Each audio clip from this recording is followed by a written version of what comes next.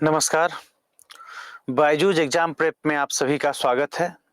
आज से हम अपने निबंध की पहली परिचर्चा आरंभ करने जा रहे हैं। 1 मिनट का और इंतजार कर लेते हैं ताकि बाकी आपके अन्य साथी भी जुड़ जाएं हमारे साथ। कैसे हैं आप लोग? Good morning, good morning.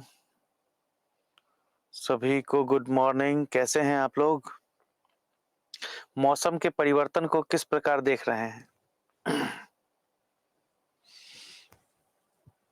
जी, मैं भी बहुत अच्छा हूँ।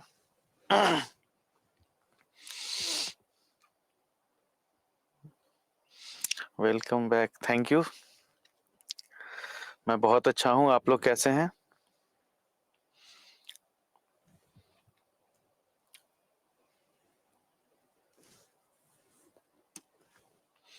तो मौसम के परिवर्तन को कैसे देख रहे हैं आप लोग? ये बताइए।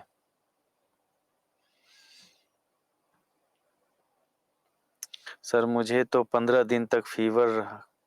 कोई बात नहीं। देखिए, मौसम के परिवर्तन के साथ शरीर की जो संरचना है उसमें भी परिवर्तन होती है, जो आंतरिक क्रियाएं होती हैं। तो थोड़ी बहुत उतार चढ़ाव, बुखार का होना, वायरल फीवर का आना, 3 दिन तक उसका रहना, ठीक है। अगर इससे ज्यादा है तो एक बार चेकअप करवा लीजिए। Good morning, good morning. चलिए, तो हम लोग अपनी चर्चा आरंभ करें। ऑडियो वीडियो सब लोगों को क्लियर है? एक बार इस चीज की मतलब पुष्टि कर दीजिए कि मेरी आवाज आप लोगों को अच्छे से सुनाई दे रही है, मैं दिखाई दे रहा हूँ। Okay, thank you. तो आज से हम लोग अपने निबंध की कक्षा आरंभ करने जा रहे हैं। इस क्लास में लिखने के लिए आपके पास बहुत कुछ नहीं होगा, लेकिन सुनने पर बहुत ध्यान देना है। उसके पीछे का कारण क्या है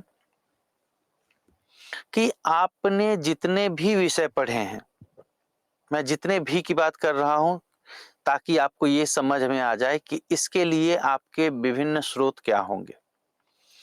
तो जितने भी विषय अभी तक आपने पढ़े हैं और आने वाले समय में जितने भी विषय को पढ़ने वाले हैं, ठीक है, अर्थात यूपीएससी का जो पाठ्यक्रम है, जो सिलेबस है, उस सिलेबस में जितने भी विषय लिखे गए हैं उन सब का उपयोग आप निबंध में करते हैं, ठीक है। तो चूंकि उन सब विषयों में आपको लिखाया जा चुका है, उन सब के नोट्स आपने बनाए हैं, उन सब के बारे में उत्तर लेखन का अभ्यास आपने किया है, उनको कैसे पढ़ना है इसके बारे में सभी शिक्षकों ने अपने अपने सुविधानुसार और आपके उपयोगिता के अनुसार आपके साथ परिचर्चा की है। हम यहाँ निबंध में उन सभी का इस्तेमाल करेंगे, ठीक है। कोई दिक्कत?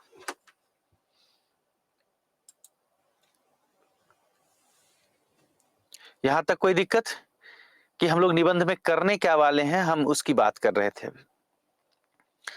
अगले 6 दिन की कक्षा में हम लोग निबंध के प्रारूप, निबंध कितने तरह के होते हैं, लिखने के लिए हमें क्या प्रयास करना चाहिए, और अंत में 2023 में जो निबंध पूछे गए हैं, ठीक है, उनके बारे में थोड़ी थोड़ी चर्चा करेंगे, ठीक है।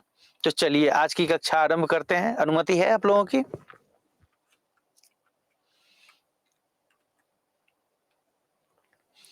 चलिए, बहुत बहुत धन्यवाद आपकी अनुमति के लिए, ठीक है। तो निबंध होता क्या है और निबंध यूपीएससी क्यों पूछ रही है? जैसे अभी मौसम के परिवर्तन के कारण आपके शरीर पर कुछ ना कुछ प्रभाव पड़ रहा है, उसी प्रकार जब यूपीएससी ने अपने सिलेबस में परिवर्तन किया था, कब किया था? 2013 में। तो उस सिलेबस में परिवर्तन के दौरान क्या किया गया कि जो नए अभ्यर्थी थे उनके लिए तो सब कुछ नया था, लेकिन जो पुराने अभ्यर्थी थे उनको कठिनाइयों का सामना करना पड़ा। क्यों? क्योंकि उन्होंने जिस तरह से तैयारी की थी वो पाठ्यक्रम अलग था। हालांकि विषयों का चयन ये समान ही रहे, लगभग विषय सभी थे, लेकिन सामान्य अध्ययन का पेपर क्या हुआ, उसने व्यापकता ले ली, बहुत सारे सब्जेक्ट उसमें बढ़ गए थे, ठीक है। तो उसी परिवर्तन में एक परिवर्तन यह भी था कि निबंध के पेपर में 8 निबंध पूछे जाते हैं, 8 में से आपको कितने? 2 लिखने होते हैं, ठीक है। और इसका उद्देश्य क्या है? तो उच्च गुणवत्ता वाले निबंध लिखने के लिए आवश्यक कौशल और रणनीतियों को समझना, ये हमारी कक्षा का उद्देश्य है। जिस कक्षा की अभी हम चर्चा कर रहे हैं, इसमें हम क्या करने वाले हैं कि निबंध कैसे लिखें और निबंध लिखने के लिए क्या क्या आवश्यकताएं हैं, किन बातों का हमें ध्यान रखना चाहिए, इन सब चीजों पर एक एक करके हम लोग चर्चा करेंगे। ठीक है। तो सबसे पहले यह आवश्यक है कि यूपीएससी को क्यों चाहिए निबंध। निबंध से पूछ करके वो क्या जानना चाहता है? जीएस पूछ ही रहा है हमसे, एक ऑप्शनल पेपर अभी है ही जिसके बारे में हम लोग पढ़ते हैं।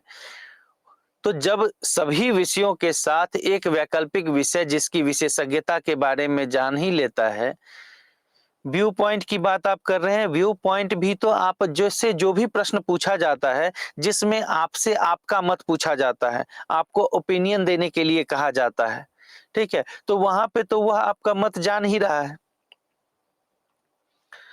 चलिए, तो हम देखते हैं कि यूपीएससी, क्योंकि जब तक लक्ष्य की बात नहीं होगी,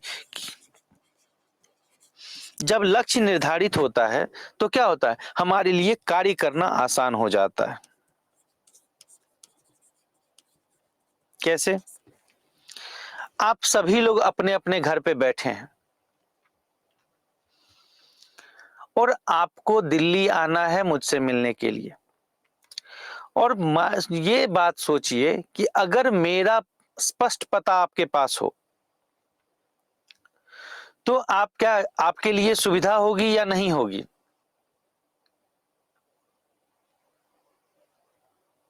ठीक है। या फिर आपको केवल मेरा नाम पता है, तो केवल मेरा नाम जानने से आप दिल्ली आकर के मुझसे मिल सकते हैं? नहीं मिल सकते। तो उसी प्रकार जब तक आपको किसी भी विषय को आप क्यों पढ़ रहे हैं, उसके पीछे का कारण क्या है, उसे नहीं समझेंगे, तब तक विषय आपके लिए हमेशा मुश्किल बनी रहेगी।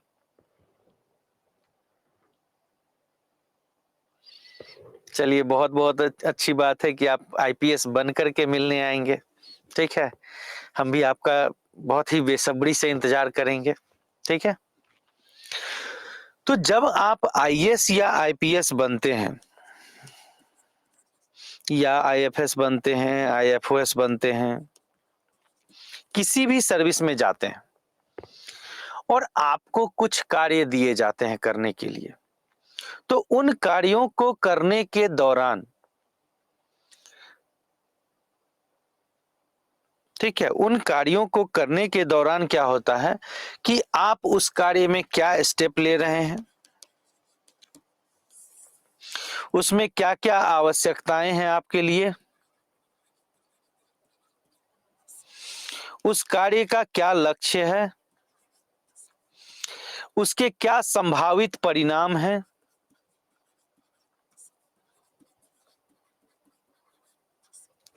ठीक है, इन सब की रिपोर्ट आपको किसको देनी पड़ती है? सरकार को देनी पड़ती है। तो इन रिपोर्टों के माध्यम से क्या होता है कि आपके लिए गए किसी भी निर्णय का आकलन किया जाता है। जब आप सभी लोग सिविल सर्विसेज में आएंगे तो वहां पे आप देखेंगे कि आपका एनुअल रिपोर्ट तैयार होता है। ठीक है, और आपकी जो एनुअल सर्विस रिपोर्ट बनती है उससे आगे आपको प्रमोशन में लाभ दिया जाता है। तो आप कैसे काम करना चाहते हैं, आपने कैसे कार्य किया है, आपने क्या क्या इनिशिएटिव लिए हैं, उस इनिशिएटिव का क्या परिणाम हुआ, ठीक है, तो इन सब चीजों को समझने के लिए क्या किया जाता है, आपके द्वारा जो सरकार को रिपोर्ट दी जाती है उन रिपोर्टों का आकलन किया जाता है। इसको और बेहतर समझने के लिए हम क्या करते हैं, आपको एक हाइपोथेटिकल सिचुएशन से बता रहा हूं। ठीक है, जैसे मानिए कि आप सभी का नक्सल क्षेत्र में नियुक्ति हो जाती है।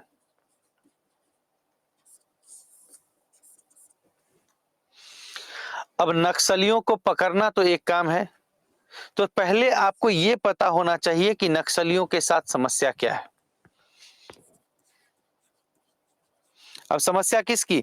एक जो प्रभावित लोग हैं,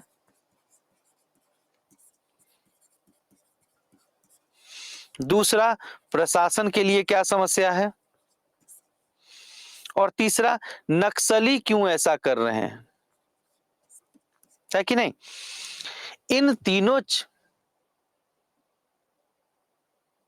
ठीक है, तो इन तीनों चारों की समस्या, तीनों चारों के पक्षों को समझने के बाद आप क्या करेंगे कि वहां पर किस प्रकार परिवर्तन लाया जा सकता है, उस समाज को किस तरह से एक सुरक्षित समाज के रूप में निर्मित किया जा सकता है।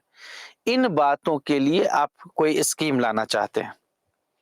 आप चाहेंगे ना कि जो नक्सली क्षेत्र है उसको घटा करके कम से कम किया जाए और बाद में उनको समाप्त कर दिया जाए। तो किसी भी जो सुरक्षा प्रभावित क्षेत्र होते हैं, उन क्षेत्रों में सबसे पहला काम आपको क्या करना पड़ेगा कि लोगों के मन में सुरक्षा की भावना को जनरेट करना पड़ता है। अब सुरक्षा की भावना कैसे जनरेट होगी? तो पहले उनको लगे कि वो अपने कार्यों को सुरक्षित रूप से कर सकते हैं। मेरी आवाज आ रही है आप लोगों को? थोड़ा सा बड़ा लिख दूं? चलिए ठीक है। ठीक है, मेरी आवाज आ रही है, तो जिनको नहीं आ रही है एक बार रिफ्रेश कर लीजिए।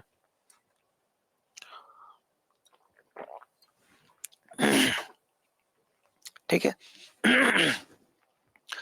तो अब ये इस क्षेत्र में क्या करेंगे आप कि लोगों में सुरक्षा की भावना पैदा करने के लिए सबसे पहले प्रशासन को क्या करना पड़ेगा? प्रशासन को उनके मन में यह विश्वास देना पड़ेगा कि जहां भी आवश्यकता है प्रशासन उनके साथ खड़ा है। दूसरा, वहां पे रोजगार की व्यवस्था करनी होगी, शिक्षा की व्यवस्था करनी होगी, उसके लिए स्कूल, कॉलेज, इन सब चीजों की क्या करनी पड़ेगी? हमें व्यवस्था करनी पड़ेगी। स्वास्थ्य की व्यवस्था करनी होगी, सुविधाओं की व्यवस्था करनी होगी। तो इन सभी चीजों को, और साथ में जो लोग नक्सलियों के प्रभाव में आ रहे हैं उसको उस प्रभाव से निकालने के लिए क्या करना होगा? उनको मुख्य धारा में अति मत शीघ्र, जितना जल्दी से जल्दी हो, जोड़ने का प्रयास करना होगा। अब आप सभी लोग बन गए हैं क्या? इस जिले के कलेक्टर, आईएएस, जिलाधिकारी बन गए। अब आप इस कार्य को करने के लिए क्या करेंगे? किसी सोचेंगे कि मैं कुछ ऐसा करूं कि एक तो मेरा नाम भी हो जाए, दूसरा मेरे सर्विस रिपोर्ट में नए इनिशिएटिव लेने के लिए मुझे जाना जाए। जैसे एक डीआईजी रहे हैं गिल, उनको लोग जानते हैं का किस बात के लिए कि उन्होंने पंजाब में जो खालिस्तानी उग्रवाद था उसको समाप्त करने में अहम भूमिका निभाई थी। या फिर जैसे अभी भारतीय सुरक्षा सलाहकार हैं, ठीक है, अजीत डोभाल जी, उनको किस बात के लिए जाना जाता है? तो जब उन्होंने सुरक्षा सलाहकार के रूप में पद को संभाला, उसके बाद नॉर्थ ईस्ट में जो इंसर्जेंसी थी, समस्या थी, उस समस्या को समाप्त करने के लिए सभी के बीच में पीस ट्रीटी कराने में बहुत ही अहम भूमिका निभाई थी। तो कोई व्यक्ति जब नया कोई इनिशिएटिव लेता है और उस इनिशिएटिव के लिए क्या से कुछ कामयाबी मिलती है, तो उस व्यक्ति का नाम उस कामयाबी से जुड़ जाता है। ठीक है, तो आप भी तो चाहेंगे कि कुछ इनिशिएटिव लें। तो आपने मानिए कि कोई स्कीम निकालने का इच्छा जताई कि आप चाहते हैं कि एक स्कीम निकाली जाए जिस स्कीम के माध्यम से जो भी नक्सली हैं, पहले तो नक्सली हैं, उन लोगों को मुख्य धारा में जोड़ने के लिए जोड़ करके उनको सुरक्षित किया जा सके। अर्थात कि जो व्यक्ति नक्सली है और वो सरेंडर करता है, तो पहला उन पे यदि गंभीर आरोप नहीं है तो उनको रिहा कर दिया जाएगा। गंभीर आरोप जैसे हत्या का प्रयास या फिर प्रशासन के विरुद्ध जो है सो विद्रोह का प्रयास, इस तरह के आरोप यदि नहीं है, केवल नक्सली गतिविधियों में भाग लेने की जो है सो उन पे आरोप है, तो ऐसे छोटे आरोपों से उनको क्या कर दिया जाएगा, आरोप मुक्त कर दिया जाएगा। दूसरा, उनके लिए रोजगार की व्यवस्था कर दी जाएगी। अब एक बात बताइए कि जैसे अक्सर आपने सुना होगा कि स्टोन पेल्टिंग के लिए, पत्थर फेंकने के लिए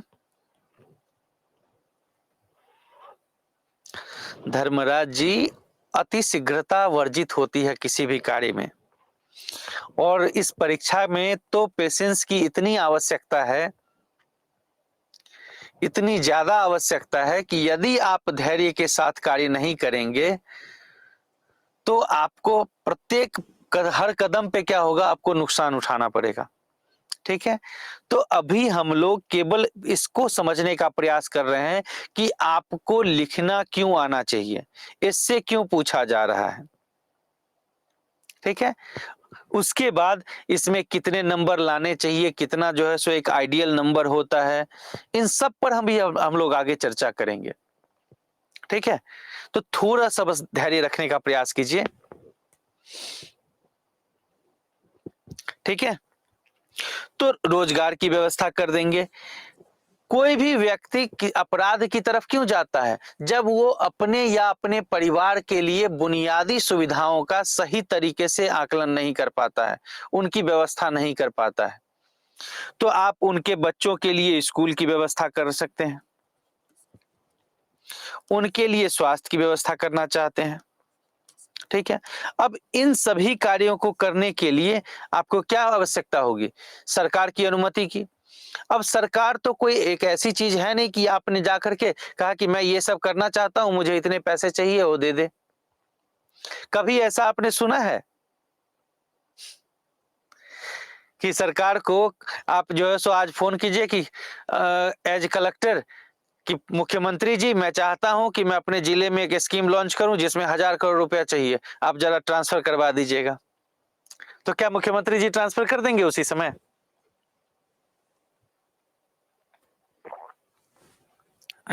नहीं करेंगे। तो आपसे वो क्या कहेंगे कि अच्छा आप जो स्कीम लाना चाहते हैं उसका एक जो है ना डिटेल्ड रिपोर्ट मुझे भेजिए।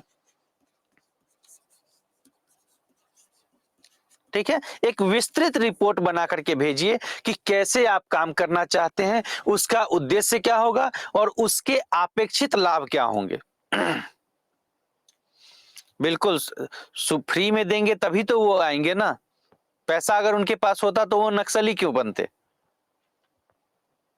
ठीक है, तो एक विस्तृत रिपोर्ट आप सबमिट करते हैं और उसी रिपोर्ट में आप उसके सभी पहलुओं पर चर्चा करते हैं और उसके अंत में क्या बताते हैं कि इससे आप 5 साल में क्या अपेक्षित लाभ का एक्सपेक्टेशन रखते हैं कि कितना लाभ होगा। उसके बाद उसी में आप बताते हैं कि किस मद में कितना पैसा खर्च होगा। तो ये जो रिपोर्ट आप देते हैं, इस रिपोर्ट के लिए ही आप में लेखन कला का होना आवश्यक है, लेखन कौशल का होना आवश्यक है, क्योंकि यहां पे आपको सभी आयामों पर ध्यान देना पड़ता है। ठीक है, तो इसी रिपोर्ट के लिए अब रिपोर्ट आप कैसे लिखेंगे, जब तक आपको विस्तार से और खुले मन से सोचने की क्षमता आप में नहीं होगी तब तक आप कुछ नया करने से घबराएंगे। कितने ही आईएएस हैं जो कि नया इनिशिएटिव लेने में जो है सो आगे बढ़ करके नया इनिशिएटिव लेते हैं, बहुत कम सुनने को मिलता है। उसके पीछे कारण क्या है कि उन्होंने परीक्षा भले ही पास कर ली हो, उन्होंने बहुत सारा अध्ययन जरूर कर लिया हो, लेकिन क्या है कि उन्होंने अपने विचारों को उतनी प्रबलता नहीं दी, अपने विचारों को उतना खोलने का प्रयास नहीं किया जिससे नई क्रिएटिव चीजों का विकास किया जा सके।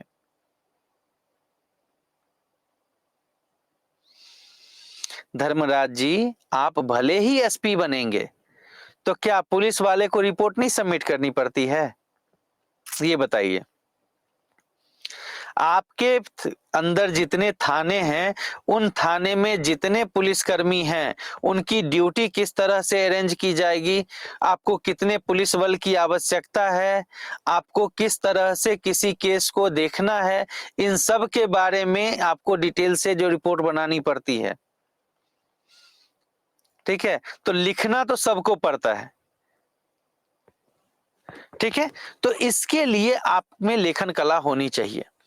तो यूपीएससी ये देखना चाहती है कि आप में अपने बातों को रखने की क्षमता है, अन्यथा नहीं।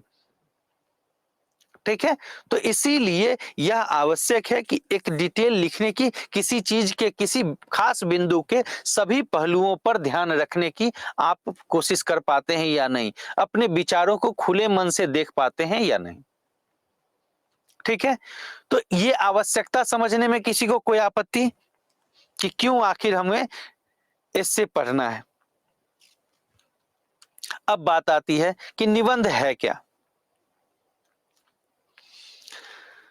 तो जैसे संधि विच्छेद करते हैं किसी भी शब्द का, तो यहां पे अगर हम निबंध का जो संधि विच्छेद करें तो क्या होगा, निहजोर बंध कर सकते हैं अगर दो पार्ट में तोड़ दें तो। निह मतलब निर्विघ्न, जिसका कुछ भी नहीं है, कोई सीमा नहीं है, कोई बंधन नहीं है। तो जिसका कोई बंधन नहीं है,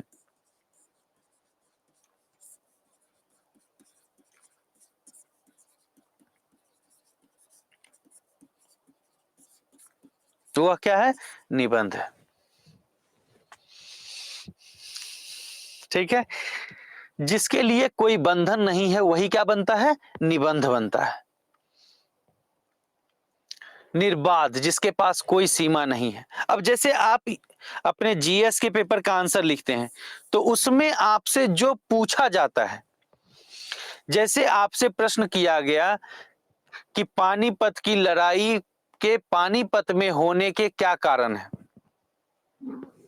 2014 का एक प्रश्न है कि जितने भी एम्पायर को तोड़ने वाली या उनको विघटित करके नई सत्ता स्थापित करने वाले युद्ध हुए, वो कहां हुए, पानीपत में हुए।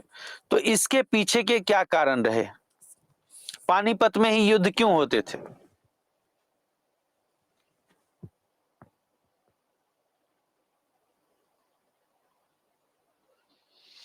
धैर्य मनोज जी, अभी हम लोग चर्चा करेंगे आगे कि कितने नंबर का आता है, कैसे पढ़ना है, सबकी बात करेंगे। ठीक है, तो अब आपसे पूछा गया कि पानीपत में युद्ध क्यों हुए, तो आपको अपने उत्तर को क्या करना है, पानीपत की स्थिति तक ही सीमित रखना है। लेकिन यहां पे क्या है कि यदि आपको निबंध में पूछा जाए कि पानीपत की स्थिति और उनका युद्ध का होने का कारण, तो आप क्या करते हैं, उसमें महाभारत से शुरू करते हैं, है कि नहीं। क्यों, क्योंकि यहां पे आपके पास शब्द की सीमा कितनी है, 200 शब्दों में लिखना है, यहां कितना है, 1000 शब्द है कि नहीं। तो हमेशा जो खुलापन मिलेगा आपको, तो उस खुलापन को कैसे आप पूरा करेंगे, उसके सभी आयामों को देखने के लिए, और सभी आयामों को तभी देख पाएंगे एक जगह जब आप अपने विचारों को खुला रखेंगे। मैं जब 12th क्लास में था तो उस समय हम लोगों को प्री बोर्ड एग्जाम होते हैं ना 12th क्लास में,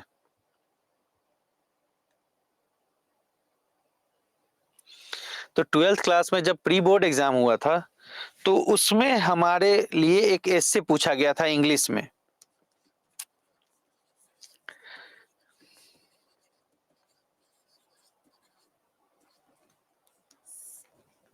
ठीक है, अभी भी 12 में है, चलिए।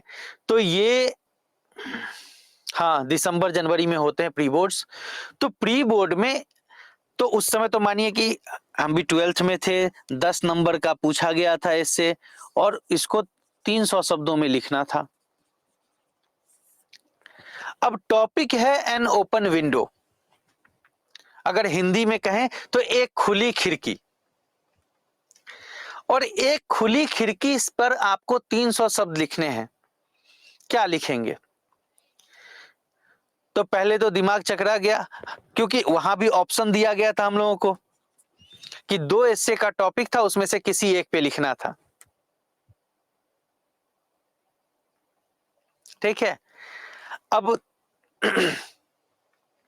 क्योंकि उस समय ना ही वो रचनात्मक क्षमता थी, ना ही उतना व्यापक सोच सकते थे, और ना उतना पढ़ा थे। ठीक है, तो जब पढ़े नहीं तो कैसे लिखेंगे? तो इसका मतलब क्या है? एन ओपन विंडो एक खुले विचार की बात करता है। किस चीज के खुले विचार की? कि जब आप रात के अंधेरे से प्रातः में प्रवेश करते हैं, ठीक है, अब प्रातः में प्रवेश करने के दौरान आप क्या करते हैं? सुबह उठते हैं तो खिड़की खोलते हैं। खिड़की खोलने से तात्पर्य है कि एक बंद क्षमता से, एक घिरे हुए क्लोज्ड इन्वायरमेंट से, एक बंद वातावरण से आप प्रकृति के समीप जाते हैं। तो खुली हवाओं का वेग होता है, खुले विचारों का वेग होता है, और उसके बाद आप जो जो देखते हैं, जिन जिन बातों का, परिस्थितियों का अनुभव करते हैं, उन सभी बातों और परिस्थितियों से आप क्या होते हैं? परिचित होते हैं। उनसे आपको कुछ ना कुछ सीखने को मिलता है। तो ना केवल नाम है एन ओपन विंडो, इसमें आप जो कुछ भी खिड़की के बाहर देख सकते हैं, उन सब पर चर्चा कर सकते थे। ठीक है, क्यों? क्योंकि एक बार जब खिड़की खुल गई, बंद वातावरण से आप एक खुले वातावरण में आ गए, ठंडी ठंडी चल रही हवाओं का अनुभव करने लगे, सड़क पर चलती गाड़ियों से आप भागती दुनिया को देखने लगे, उनसे उत्पन्न समस्याओं और उनसे होने वाले सुरक्षित और लाभों को देखने लगे। तो उन सभी के अल्टीमेट रूप में आपको क्या हुआ? कुछ ना कुछ तो ज्ञान प्राप्त हुआ। और वो ज्ञान क्या हुआ? क्यों मिला आपको? क्योंकि आपने अपने आप को एक बंद वातावरण से खुले वातावरण में क्या किया? स्थानांतरित किया। और कैसे किया? तो दोनों के बीच में जो प्रतिबंध थी, जो दीवार थी, ठीक है, उसमें जो खिड़की लगी थी, उस खिड़की के दरवाजों को खोल दिया। ठीक है, तो ये निबंध कहता है कि आपको जो कुछ भी करना है, इसमें एक प्रेशराइज्ड और एक फ्री पर्सन में डिफरेंस भी बता सकते हैं। बिल्कुल बता सकते हैं। प्रेशराइज्ड व्यक्ति क्या है? कि वो सीमित है। क्यों? क्योंकि वो कुछ भी करेगा तो उसमें एक भय व्याप्त रहेगा कि मैं करूंगा, ये स्टेप लूंगा, और अगर इस स्टेप को लेने में नुकसान हो गया, ठीक है, तो सारी दुनिया ऐसे ही गाली देती है, बाद में क्या करेगी? और ज्यादा ताना मारेगी। ठीक है, लेकिन अगर आपको कहा गया कि भाई तुम स्टेप ले सकते हो, कुछ होगा तो देखेंगे, तो आपको कुछ ना कुछ नया सीखने को अवश्य मिलता है। ठीक है, क्या ये फिलोसॉफिकल ऐसे है? बिल्कुल, इस पर आगे चर्चा करेंगे, आपको सबके उदाहरण देंगे। ठीक है, तो यहां तक इस उदाहरण को समझ के माध्यम से निबंध होता क्या है, इसको समझने में कोई आपत्ति किसी को?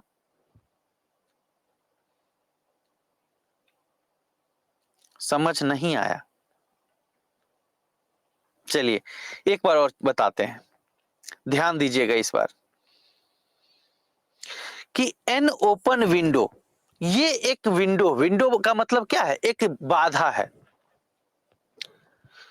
विंडो क्या काम करती है? कि आपको दुनिया से काट देती है। या दीवार क्या काम करती है? आपको दुनिया से काट देती है।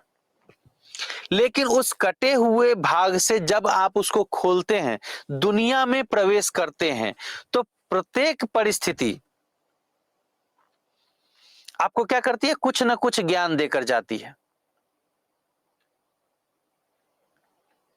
ठीक है, तो वो ज्ञान जो है, यह बताता है आपको एन ओपन विंडो के माध्यम से। अर्थात कि जब आप किसी भी बाधा को पार करते हैं, तभी क्या होता है? आप क्या करते हैं? दुनिया से परिचित होते हैं। अब जैसे आप सभी लोगों ने अनुभव किया होगा कि जब पहली बार किसी मॉल में या फिर कहीं आपने एक्सीलेटर पे कदम रखा होगा, ठीक है, या पहली बार लिफ्ट में प्रवेश किया होगा, तो एक डर होता है कि लिफ्ट में मानो कि बीच में रुक गई तो क्या होगा। चलती हुई सीढ़ियों पर जब हम चढ़ेंगे और अगर मेरा पैर फिसल गया तो क्या होगा, कपड़े उलझ गए तो क्या होगा। तो कितने ज्यादा उसमें आपको आपके मन में डर बना होता है, लेकिन जब एक बार आप उस पर कदम रख करके सक्सेसफुली ऊपर चढ़ जाते हैं तो दूसरी बार आपको डर नहीं लगता। क्यों? क्योंकि अब आपके अंदर एक विश्वास पैदा हो जाता है। ये विश्वास किस बात का है? ज्ञान का, कि आपको चढ़ते समय उसमें जो दो पीली रेखाएं बनी हैं उनके बीच में ही अपने पैर रखने हैं, दोनों पैर को साइमल्टेनियसली एक साथ आगे बढ़ा करके रखना है और नॉर्मल वॉकिंग स्पीड से आप आगे बढ़ते हैं। तो जब ये एक्सपीरियंस, ये अनुभव आप कर लेते हैं तो आपके मन का डर खत्म हो जाता है। उसी प्रकार जब आप सड़क पर गाड़ियों को चलते देखते हैं तो आपको दो बातें पता चलती है कि यार एक गाड़ी है, इसका गाड़ियां चल रही हैं, इसका तात्पर्य क्या है?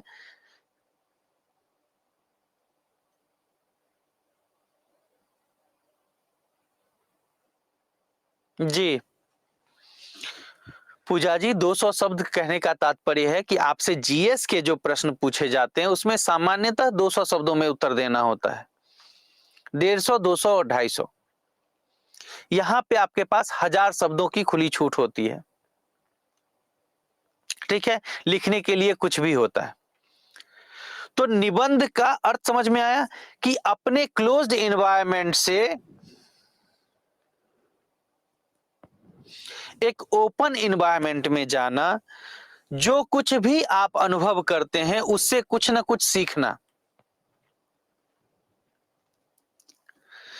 चलिए एक प्रश्न का आप लोग मुझे जवाब दीजिए। आप सभी ने देखा होगा कि या तो आप स्वयं कहीं काम कर रहे होंगे या फिर आपके परिवार के कोई ना कोई सदस्य किसी प्राइवेट कंपनी या सरकारी कंपनी में काम कर रहे होंगे। उसमें एक मैनेजर होता है और एक ओनर होता है। ठीक है, अर्थात एक कंपनी का मालिक होगा और दूसरा क्या है? प्रबंधक है, मैनेजर है। दोनों के विचारों में क्या अंतर होता है?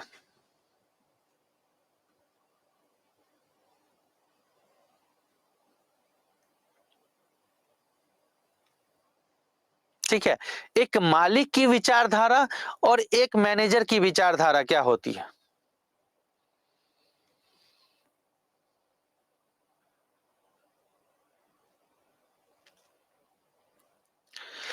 मैनेजर कोई भी स्टेप लेने से पहले उसका बहुत आकलन करता है। क्यों? क्योंकि उसे यह डर होता है कि यदि मेरा इनिशिएटिव या स्टेप क्या है गलत हो गया तो मेरी नौकरी जा सकती है, मेरा करियर दांव पर लग सकता है। मालिक को यह छूट होती है। अगर कोई स्टेप खराब हो गया तो उससे कोई प्रश्न नहीं कर पाता, तो वो खुले मन से क्या कर सकता है? निर्णय ले सकता है।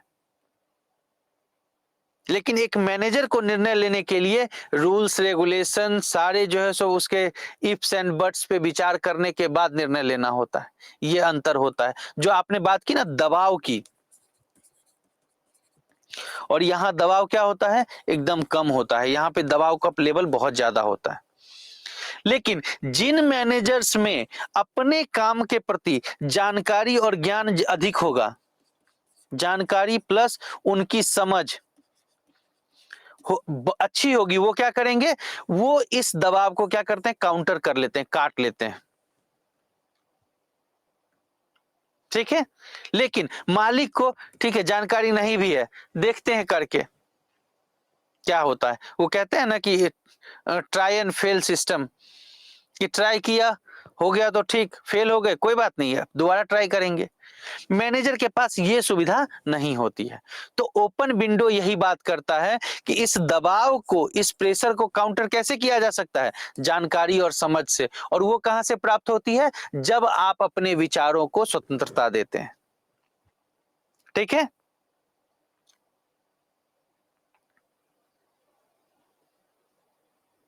हाँ, प्रबंधक बंधक में रहेगा, सही बात है। कोई दिक्कत, कोई आपत्ति यहां तक? अब आते हैं निबंध क्यों लिखते हैं।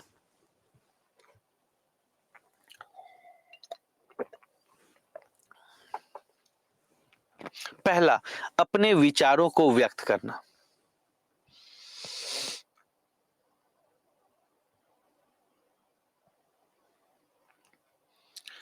खिड़की और दबाव एक साथ क्यों? खिड़की क्या करती है आपको बताइए। दीवार में एक खिड़की बनी हुई है जो बंद है।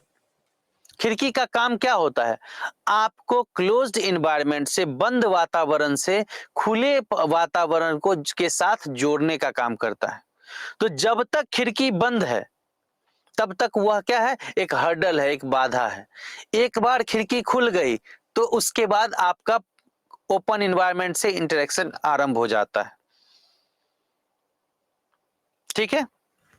चलिए, तो पहला काम हम निबंध में क्या करते हैं, अपने विचारों को व्यक्त करते हैं। ठीक है। दूसरा, ज्ञान प्रदान करना। तीसरा, प्रभाव डालना, स्वतंत्र विचारों को प्रोत्साहन देना और शिक्षा और पढ़ाई के लिए। ठीक है। निबंध क्यों लिखते हैं, अब एक एक करके आप लोग बताइए। इसको अभी तक हमने जो बात की, क्या यही बातें थी ना।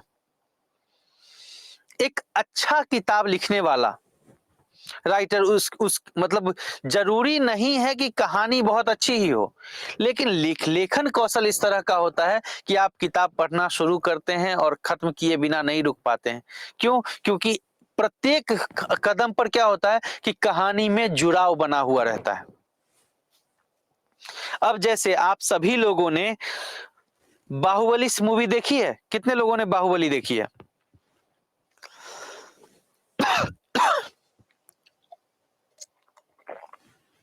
चलिए, बहुत अच्छी बात है, बहुत सभी लोग। उस मूवी में क्या किया गया कि लास्ट में एक क्वेश्चन मार्क छोड़ दिया। क्वेश्चन मार्क क्या था कि कटप्पा ने बाहुबली को क्यों मारा। और उसकी कनेक्टिविटी और लोगों के अंदर ये जिज्ञासा इस तरह से बढ़ गई कि जब बाहुबली 2 आई तो सभी लोगों ने उसको देखा। ऐसा हुआ कि नहीं? या फिर आपने कभी गौर किया होगा कि आप कोई किताब पढ़ते हैं या किसी को नॉवेल पढ़ने की आदत है, नॉवेल पढ़ते हैं, या फिर कोई स्टोरी बुक्स हैं, जैसे छोटी छोटी चेतन भगत की किताबें या प्रेमचंद की कहानियां पढ़ते हैं, तो आप देखते हैं कि इन कहानियों में एक किरदार का, एक कैरेक्टर का दूसरे कैरेक्टर के साथ जुड़ाव इस तरह से प्रवाह में लिखा होता है कि आप निरंतर रुकने का मन नहीं करता। ठीक है। तो वहां पे क्या है कि एक तो पहली बात, विचार तो है, लेकिन विचार से ज्यादा आवश्यकता क्या है कि आपके मन पर कुछ ना कुछ जिज्ञासा जाहिर करना है।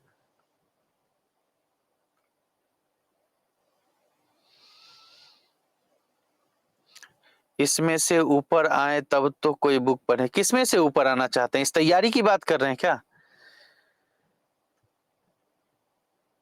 न्यूज़पेपर पढ़ते हैं, वो भी एक किताब है अपने आप में। ठीक है। किताब आप कोई भी पढ़ें, उससे आपको उदाहरण मिलता ही है। हम आप क्या करते हैं कि अपने आप को वही सिलेबस के दबाव में इस तरह से रख लेते हैं कि हम इससे बाहर की कुछ का कुछ पढ़ते ही नहीं है। लेकिन आप जब ध्यान देंगे अपने अगल बगल, तो आप घर से निकलते हैं, सड़क पर जाते हैं, तो सड़क पर जाने के दौरान आप जो कुछ भी देखते हैं वो सब यूपीएससी का सिलेबस है।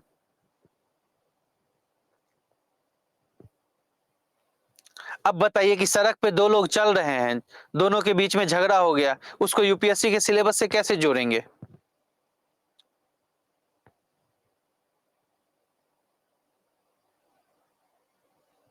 ठीक है? बिल्कुल समाज से, एथिक्स से, इंटरनल सिक्योरिटी से, ठीक है? सड़क यातायात और परिवहन से कितनी चीजें जुड़ गई। तो कहने का मतलब है कि बस आपको पाठ्यक्रम की समझ इस तरह की होनी चाहिए कि आप प्रत्येक घटनाक्रम को जोड़ सकें। अब प्रेमचंद की कहानी है ईदगाह। अब ईदगाह कहानी में या फिर उसमें पूस की रात एक कहानी है जिसमें एक किसान के जीवन को दर्शाया गया है कि किसान क्या चाहता है। इससे की बुक आती है लेकिन इसका कोई औचित्य नहीं है, ठीक है? क्योंकि ऐसे का टॉपिक तो ये है नहीं कि हम मेरा स्कूल पे पढ़ेंगे, ठीक है? तो विचार व्यक्त कर लिए। विचार में क्या करेंगे कि आपकी अपनी समझ और खुलापन जितना है उसके अनुसार ही आप कार्य करते हैं। धर्मराज जी, मेरा आपसे विनम्र अनुरोध है कि थोड़ा सा धैर्य बनाए रखिए। मैं आपको अगर खाना पूर्ति आप चाहते हैं कि स्ट्रेटजी बता दूं, 4 एस्से बता दूं, तो ये काम मेरे लिए बहुत ही सरल होगा।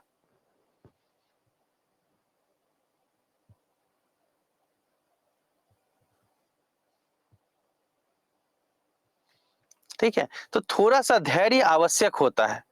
आप चाह करके भी अगले साल की यूपीएससी परीक्षा आज नहीं करवा सकते। आपको उस डेट तक का इंतजार करना ही पड़ेगा।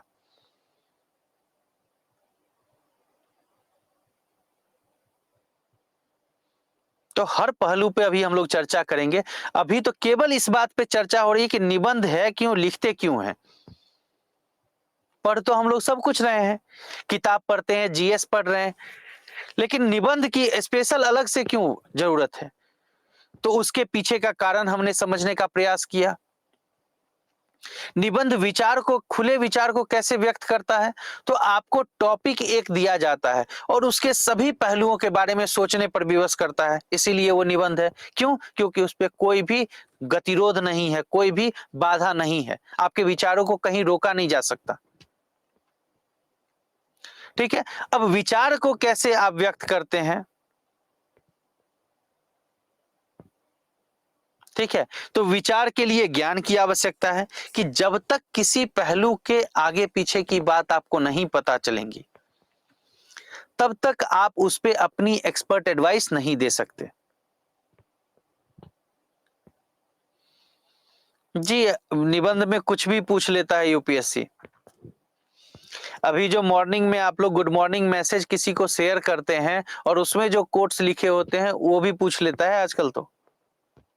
ठीक है? दूसरा, निबंध प्रभाव डालता है। प्रभाव कैसे डालता है? कि जैसे मैंने कहा कि कटप्पा ने बाहुबली को क्यों मारा, आपके मन के अंदर एक क्वेश्चन मार्क खड़ा कर दिया गया और उस क्वेश्चन मार्क के कारण जब मूवी आई बाहुबली 2, तो सभी लोग मतलब इतने ज्यादा उत्तेजित थे कि भाई इतने दिन से इंतजार कर रहे हैं, अभी आज ही देखना है।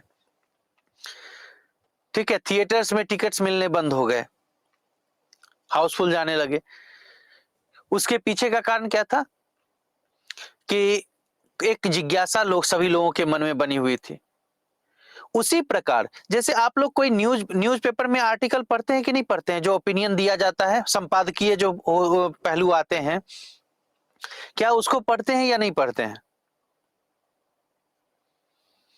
सर, हमें अलादीन की बुक की ही बात की थी, लेकिन आप सिर्फ मेरा ही रिप्लाई नहीं कर रहे, बाकी सबके कर रहे हैं, क्यों? देखिए, ऐसा मेरा कोई इंटेंशन नहीं है। मैं रिप्लाई करते समय ये नहीं देखता हूं कि किस स्टूडेंट का है, नाम भी नहीं देखता मैं तो।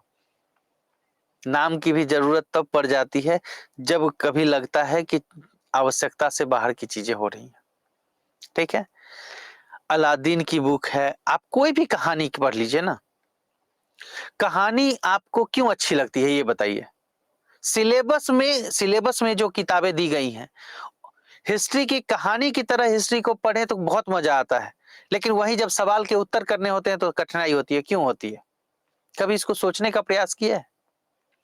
कि जब कभी भी आप कहानी को पढ़ते हैं तो कहानी में एक कैरेक्टर का दूसरे कैरेक्टर से जुड़ाव होता है। इतिहास भी इसीलिए अच्छा लगता है क्योंकि आप देखते हैं कि बाबर है तो बाबर का बेटा हुमायूं है, हुमायूं का बेटा अकबर है, अकबर का बेटा जहांगीर है, जहांगीर का बेटा शाहजहां, शाहजहां का बेटा औरंगजेब, औरंगजेब का बेटा बहादुर शाह।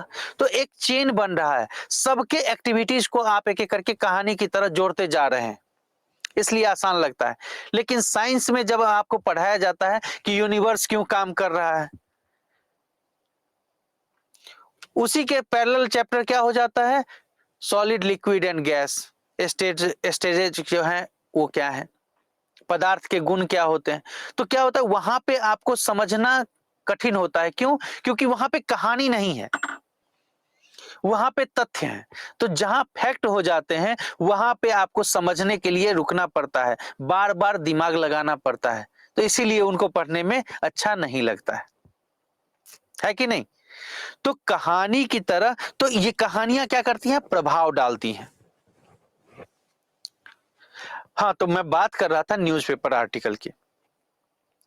तो आप गौर करेंगे कि जब किसी विषय वस्तु पे कोई आर्टिकल आता है तो उसमें पहले पैराग्राफ में देखेंगे कि कुछ इंट्रोडक्शन होता है, उसके उस टॉपिक के बारे में बताए जाते हैं, और पहला पैराग्राफ कंक्लूड करते करते उसमें दो तीन प्रश्न पूछ उठा दिए जाते हैं। गौर किया है कभी आपने? दो तीन प्रश्न पूछ लिए जाते हैं और पूरा आर्टिकल उन्हीं प्रश्नों के उत्तर को क्या करता है, परिभाषित करता है, डिटेल में बताता है। और अंत में लास्ट पैराग्राफ जो होता है उन सभी उत्तर का एक निचोड़ होता है जिसमें वो बताता है कि उसके मत क्या है। तो ये प्रश्न पूछने के पीछे का क्या उद्देश्य होता है कि आपके मन में ये जिज्ञासा उत्पन्न कर देना, सवाल पूछ करके कि भाई आखिर हुआ कैसे, या फिर ये क्यों कर रहे हैं। ठीक है?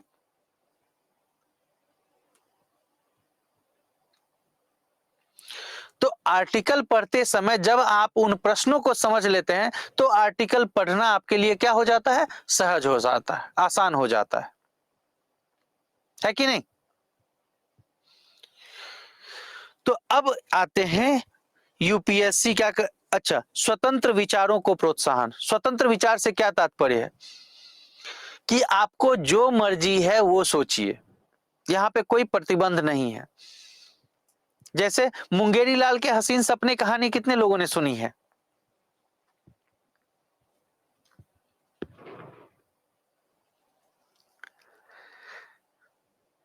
एक कहानी है कि एक व्यक्ति था तो उसको दिन में सपने देखने की आदत थी। दिन में सपने देखने, तो वो व्यक्ति क्या करता था कि उससे पूछा कि तुम्हारे जीवन का क्या उद्देश्य है? तो उसने बोला कि मैं एक मुर्गी खरीदूंगा। तो उससे क्या होगा? तो मैं एक मुर्गी खरीदूंगा, वो अंडे देगी, उस अंडे से और मुर्गियां होंगी, फिर बहुत सारे अंडे होंगे, उससे बहुत सारी मुर्गियां होंगी, फिर मैं अंडे की एक दुकान लगाऊंगा। ठीक है, मेरे पास बहुत सारे पैसे होंगे, इधर मुर्गियां भी बढ़ेंगी और अंडे भी बढ़ेंगे, तो दुकान चलेगी, फिर मैं अगल बगल को भी बेचने लगूंगा।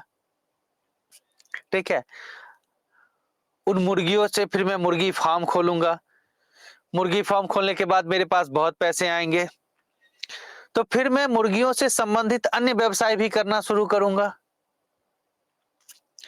तो कहने का मतलब कहाँ चला गया? उसके बाद फिर जब मेरे पास बहुत ज्यादा पैसे हो जाएंगे तो मैं गाय खरीदूंगा, गाय से मेरे पास फिर दूध का भी व्यापार बढ़ जाएगा, मैं दुनिया का सबसे अमीर आदमी हो जाऊंगा। तो कहने का मतलब शेख चिल्ली के हसीन सपने वो भी कह सकते हैं। ठीक है, या फिर एक तेनालीराम सीरियल आता था, उसमें एक एपिसोड है कि तेनालीराम जब गए कृष्णदेव राय के दरबार में तो उन्होंने कुछ एक्टिविटी की जिससे कि राजा खुश हुए। उन्होंने कहा बताइए कि आप क्या चाहते हैं? तो उसने कहा कि महाराज मैं आपसे क्या ही मांगू, मुझे जो है ना थोड़ी सी घास, हरी घास चाहिए। तो राजा को भी समझ में नहीं आया। उन्होंने कहा कि ठीक है, इनको घास दे दो। तो जब राजा ने घास दे दी तो वो कहते नहीं नहीं, घास आप रख लीजिए वापस। अब राजा के लिए ये कि किसी कोई दी हुई चीज तो वापस कैसे ले सकते हैं। तो क्या, नहीं नहीं घास क्यों ले, तो बताओ क्या हुआ। तो नहीं नहीं, घास तो आप दे दिए, लेकिन घास को खिलाने के लिए मेरे पास तो बकरी है ही नहीं। तो राजा ने कहा कि ठीक है, इसको बकरी दे दो। जब बकरी देने की बात हुई तो फिर उन्होंने कहा कि नहीं नहीं, आप जो है ना बकरी रख लीजिए। क्यों। तो भाई बकरी को ले जाएंगे, उसको ऐसे रखेंगे हवा में, तो बाहर में तो जो है सो बीमार पड़ जाएगी। तो उसके लिए एक जो है सो छोटा सा शेड भी बनाना होगा, एक छोटे से शेड की जरूरत होगी। चलो भाई शेड दे दो। अब जो है सो फिर वापस कर दिया कि नहीं नहीं, मुझे नहीं चाहिए शेड भी। तो क्यों। तो शेड बना करके इसको तो रख देंगे, लेकिन वहां पे हम ही नहीं रहेंगे तो इसकी सेवा कौन करेगा, देखभाल कौन करेगा। अर्थात कि मुझे एक घर भी चाहिए। चलो घर भी दे दिया। कहा नहीं, अब फिर घर भी रख लीजिए। क्यों। क्योंकि जब आप घर दे देंगे तो वहां पे तो मेरा पूरा परिवार रहेगा। तो परिवार रहेगा, बकरी को तो घास मिल जाएगी, लेकिन मैं क्या खाऊंगा, मेरा परिवार क्या खाएगा। तो उसके लिए क्या चाहिए, धन चाहिए। तो उन्होंने कहा कि ठीक है, कुछ पैसा भी ले लो। तो ये पैसा तो खत्म हो जाएगा, फिर क्या खाएगा। अर्थात निरंतर आय का कुछ साधन दीजिए। तो नौकरी दे दिया। तो कहने का मतलब ये क्या है कि एक के बाद एक स्टेप, ऐसी परिस्थितियां उत्पन्न करना कि सामने वाला आपकी बात को सुनने के लिए विवश हो जाए। तो वो कब होता है, जब व्यक्ति आपके विचारों से जुड़ता है। तो लिखते समय आपको क्या ध्यान रखना है कि आपके व्यक्तित्व के विचार इतने प्रभावित हों कि आप अपने खुलेपन को, अपनी बात को इस तरह से कहें कि सामने वाला उससे जुड़ जाए। ठीक है। और इससे आपकी शिक्षा और पढ़ाई दोनों ही क्या होती है, आपको आगे बढ़ाने का काम करती है। ये साधन इस है जिस रास्ते पर चल करके आप अपने विचारों को व्यक्त करने का जो लक्ष्य है उसको प्राप्त कर पाते हैं। ठीक है। तो निबंध लिखने का उद्देश्य ये है। कोई दिक्कत, कोई आपत्ति। चलिए, अब यूपीएससी निबंध क्यों पूछती है। तो यूपीएससी इसके माध्यम से उम्मीदवारों की कवित्री मतलब रचनात्मक क्षमता, कविता कौन लिखता है, कवि लिखता है या कवित्री लिखती है। ठीक है। जैसे हरिवंश राय बच्चन की एक कविता आपने सुनी होगी, मधुशाला। ठीक है। अब मधुशाला को जब आप पढ़ते हैं, ठीक है, मादकता अंगूर लता की आज बना लाया हाला, प्रियतम अपने ही हाथों से आज बनाऊंगा प्याला। ठीक है। अब देखिए, ये कविता क्या है कि इसमें हाला शब्द बहुत ज्यादा है। मधुशाला मतलब मैं खाना, शराब का जो ठेका होता है जिसको, उसको क्या कहते हैं, मधुशाला कहते हैं, जिसको बार जिसको कहा जाता है। लेकिन आप अगर उस कविता के अर्थ को समझने का प्रयास करेंगे तो वह आपके पूरे जीवन को प्रदर्शित करती है वो कविता। ठीक है। शाब्दिक अर्थ में तो कहा, लोग कहेगा कि ये तो जो है सो शराब को प्रोत्साहित करने का काम करती है। लेकिन जब उसके भावों को देखेंगे तो वो क्या करती है, एक जीवन के पूरे जन्म से लेकर के और मृत्यु तक की परिस्थितियों के साथ आपका परिचय कराती है। उसमें यह भी है कि कभी न कन भर खाली होगा, लाख पिए 2 लाख पिए, पाठक गण है पीने वाले पुस्तक मेरी मधुशाला। अर्थात कि जितने व्यक्ति पढ़ेंगे सभी का अपना दृष्टिकोण होगा, सभी के लिए उसमें कुछ ना कुछ नया होगा।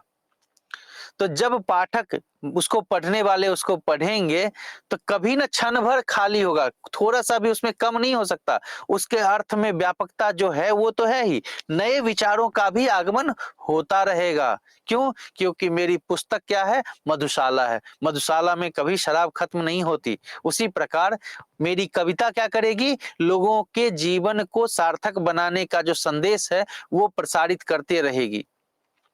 कभी ऐसा होता है कि जो कुछ भी आप पढ़ते हैं दूसरा पढ़ेगा तो उसको समझ में नहीं आएगी। जैसे मेरे पास अभी एक गिलास पानी था, मैंने ये पानी पी ली, ग्लास खाली हो गया। लेकिन किताब में लिखी हुई बात क्या मेरे पढ़ लेने से समाप्त हो सकती है? ठीक है। उसी प्रकार से जो कविताएं होती हैं उनके भाव भी अलग अलग लोग जब पढ़ते हैं अलग अलग रूप से उसकी व्याख्या करते हैं। तो उम्मीदवारों की कवित्रिक संवादात्मक, संवादात्मक मतलब एक दूसरे से बात करते हुए ऐसे लिखते हैं कि जैसे आप इसे बात की जा रही है। विचारशीलता क्षमताओं का आकलन किया जाता है।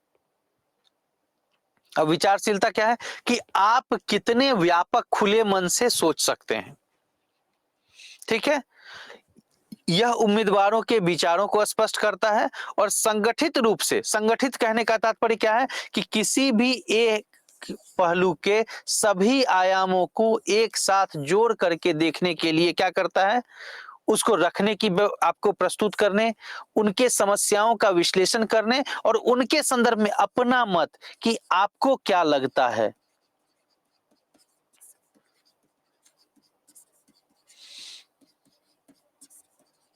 इस बात की परिचर्चा करता है। तो जब आप कब अपना मत देते हैं, जैसे घर में मानिए कोई डिसीजन लिया जाना है किसी बात को, घर में मानिए कि आपके भाई बहन की शादी होनी है, तो शादी के लिए गांव में क्या होता है या फिर शहरी क्षेत्र में भी एक बायोडेटा भेजा जाता है लड़के का या लड़की का, और उसके साथ कुछ फोटोज होते हैं, ये होता है ना। अब आपको उसको देख करके आपसे पूछा जाता है कि भाई बताओ कि तुमको क्या लगता है कि इस संबंध को आगे बढ़ाया जाना चाहिए। तो आप उसको देखते हैं, उसके बारे में अपनी राय व्यक्त करते हैं। अपनी राय कैसे व्यक्त करेंगे, अपनी समझ के अनुरूप करते हैं कि नहीं करते हैं। तो आपको क्या लगता है, आप क्या फील करते हैं, यह आपका मत होता है और इसी मत के आधार पर आप अपना निर्णय देते हैं कि भाई मुझे लगता है ये कदम उठाना चाहिए या नहीं उठाना चाहिए। क्लियर। तो निबंध के माध्यम से यूपीएससी परीक्षार्थी के सामाजिक, आर्थिक, राजनीतिक और वैज्ञानिक मुद्दों पर अपने विचार प्रस्तुत करने के लिए कह सकते हैं। अब विचार कैसे, तो इसके लिए क्या क्या आवश्यकता है, उनकी कार्य क्षमता अर्थात उनका नॉलेज उस सब्जेक्ट के बारे में। दूसरा, अभिव्यक्ति कौशल, रखने की क्षमता, संगठन करने की क्षमता, रखने के लिए कैसे कि सबको एक दूसरे से जोड़ करके। संगठन क्या काम करता है, संगठन अलग अलग व्यक्तियों को एक साथ लाने का काम करता है। ठीक है। तो यहां क्या कर रहा है कि कैसे अभिव्यक्ति, अभिव्यक्ति मतलब एक्सप्रेशन, कैसे आप बातों को रखते हैं, तो उसको रखने के लिए क्या करना है कि संगठित करने की क्षमता, सभी पहलुओं को एक साथ जोड़ करके तब व्यक्त करना, और संगठन करने की क्षमता का मापन भी करता है। यह उम्मीदवारों के ज्ञान, समझ, विचारशीलता और अभिप्रेत मूल्यांकन क्षमता को मापने का एक महत्वपूर्ण माध्यम है। इसके माध्यम से यूपीएससी क्या करती है, व्यापक ज्ञान, समझ और विचारशीलता का मापन किया जा सके और सामरिक तैयारी, क्रियाशीलता और अभिव्यक्ति कौशल को महत्व दिया जा सके। तो इतनी देर में हमने यही बातें की थी। यहां तक कोई आपत्ति किसी को?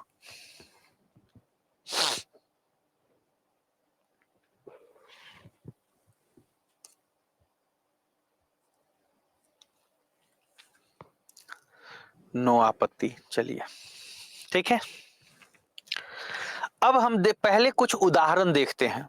उदाहरण इसलिए कि आपको पता चल सके कि यूपीएससी ने किस तरह से इससे पूछे हुए हैं, फिर उन पर भी थोड़ी थोड़ी चर्चा हम लोग आगे करेंगे। ठीक है।